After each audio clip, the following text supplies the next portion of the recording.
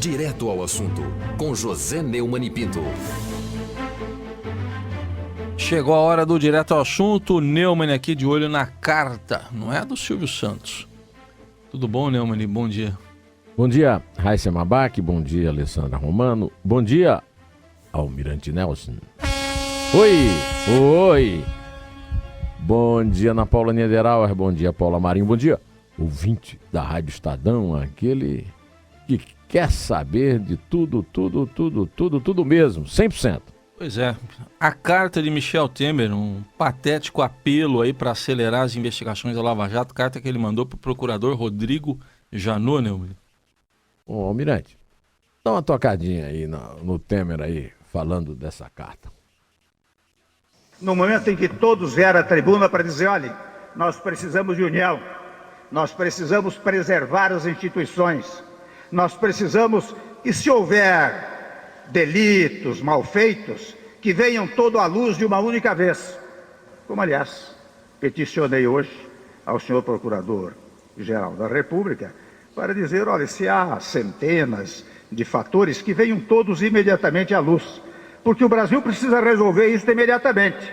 Não pode aquietar-se em face daquilo que é mal produzido, mas também não pode, como aqui foi dito, paralisar. Não pode paralisar as suas atividades. Bom, muito obrigado, Almirante Nelson. Tivemos aí um resumo de uma mentira. O Temer mandou o Alexandre de Moraes conversar com o procurador, depois escreveu essa carta, depois de uma reunião com o Padilha, né, o que está citado na delação, e disse que a conversa do Alexandre foi uma conversa sobre o negócio do Rio. E depois ele fez a carta. A carta é patética, né, como disse o Raíssa aí na sua pergunta. E é patética, sobretudo, porque ela não aborda nenhum fato que possa justificar sua argumentação. Por que as investigações têm que ser de uma vez? Eu nunca ouvi falar nisso. Quer dizer que se alguém for investigar um crime parte a parte, não pode. Os procuradores têm que correr e o Temer já é bastante velho para saber que a pressa é inimiga da perfeição. Qual é o motivo da pressa? O que o país exige é que as investigações sejam bem feitas. Inocentem quem é inocente e busquem provas para incriminar os culpados. Pressa só ajuda a impunidade. O Brasil é o país da má pressa, porque adia tudo e corre para fazer tudo em cima da hora. Agora, se o Temer quer isso, ele que diga, eu quero a impunidade. Não peça pressa ao procurador-geral. Bom, agora, essa não é a primeira nem a última delação, né, Neumann? Outras a gente já teve. Afinal, essas delações, elas têm se provado injustas mesmo, ineficientes ou não? Ou não. É? Ou não. Ou não. Ou não. Como diria Gil. Me lembro, em tantos casos, centenas de casos, né, de delações, me lembro de duas. Pode ser que eu esteja enganado. Depois a Alessandra, que é muito fiel e fiscal dos fatos, pode me responder. Mas me lembro de dois caras que mentiram e depois foram obrigados a reconhecer diante da eficiência da investigação do Ministério Público, da Polícia Federal e dos julgamentos do Sérgio Moro. Me lembro de duas, muito pouco, hein? Então, os fatos têm comprovado, porque é uma questão de lógica.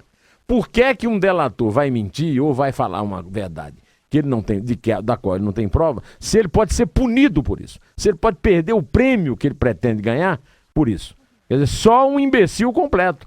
Ou seja, o presidente Temer, com a devida vênia, deve achar que todos nós somos idiotas. Dá muito trabalho investigar. Ele já foi secretário de Segurança Pública aqui em São Paulo e não é um grande sucesso o trabalho dele como secretário de Segurança. De qualquer maneira, ele devia ter aprendido que os resultados da Lava Jato são muito mais evidentes do que todos os anos que ele passou na Secretaria de Segurança Pública de São Paulo. Quem pede pressa, como Temer, não quer colaborar. Quer apenas passar sinais de nervosismo. Se você presta atenção na forma como ele falou aí, que o nosso almirante tocou, é claro o nervosismo dele. Se ele é nervoso, é porque teme alguma coisa, né? Minha avó, Dona Nanita dizia que quem não deve, não teme, viu, presidente? Temer teme, então. Eu acho que Temer teme. E é o seguinte, ele quer melar o trabalho. Eu não concordo com tudo que os promotores dizem, mas tem uma matéria hoje nos jornais dizendo que os promotores consideram que o maior inimigo da Lava Jato é o Temer.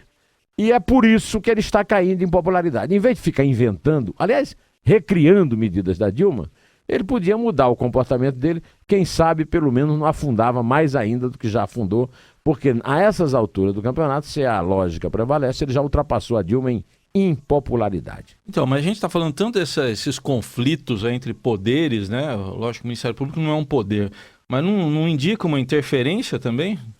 Isso aí, essa atitude? Você falou isso aqui no começo do jornal, às 7 horas, aliás, às 6 horas, e eu concordo. A Constituição de 88 dá autonomia e poder ao Ministério Público Federal.